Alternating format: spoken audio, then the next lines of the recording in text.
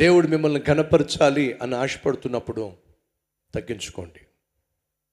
మీ అందరికీ తెలుసు, నాకు బడి చాలామంది ఏడుస్తారని, చాలా విమర్శిస్తారని.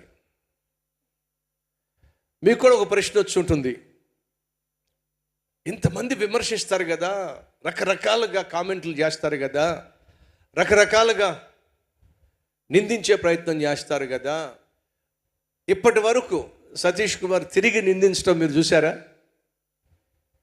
తిరిగి విమర్శించడం చూసారా? ఎవరైనా ఒక మూర్ఖుడు వీడియో పెడితే దానికి జవాబిచ్చే ప్రయత్నం చేయడం మీరు చూసారా? ఎందుకు చూడలేదు? నేను చేతకానున్నానా? వాళ్ళకి బుద్ధి చెప్పలేనా? కాదండి. పిచ్చోడు చేతిలో రాయి ఉంది, వాడు రాయి విసిరాడు, అది నేను చాలా చాకచక్యంగా దాన్ని పట్టుకున్నాను. రే, నేను కూడా వేస్తారా రాయి అని చెప్పి నేనే వేసాను అనుకోండి, వాడికి మళ్ళీ ఇంకో రాయి ఇస్తున్నాను నేను. ఉపయోగం లేదు. మిమ్మల్ని అడుగుతున్నానండి, మీ ఎదురుగుండా పిచ్చోడు ఉన్నాడండి, ఆ పిచ్చోడు చేతిలో 2 రాళ్ళు ఉన్నాయండి, వాడు మీ ముందున్నాడండి, అలాంటి వాడు కనిపించినప్పుడు మీరు కూడా 4 రాళ్ళు తీస్తారా, లేకపోతే జాగ్రత్తగా కాముగా వెళ్ళిపోతారా? నిజం చెప్పండి, ఎదుగు చెప్పండి. మరి నేను చేస్తుంది అదే కదండి. ఎందుకు కాముగా వెళ్ళిపోతున్నా? ఎందుకు మౌనంగా సహించుకుంటూ వెళ్ళిపోతున్నా? చేతగా కాదు. మరి ఎందుకు? ఆడు పిచ్చోడు కాబట్టి.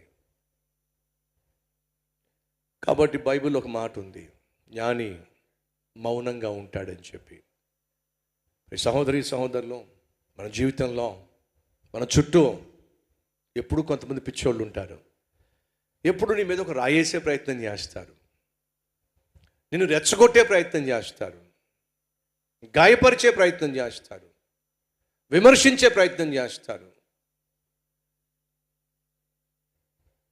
అలా వాళ్ళు విమర్శించే, గాయపరిచే, నిందించే ప్రయత్నం చేస్తే మనం చేయాల్సిందేమిటి? దీనత్వంతో, తగ్గింపు తత్వంతో కాముగా ముందుకెళ్ళిపోవాలి.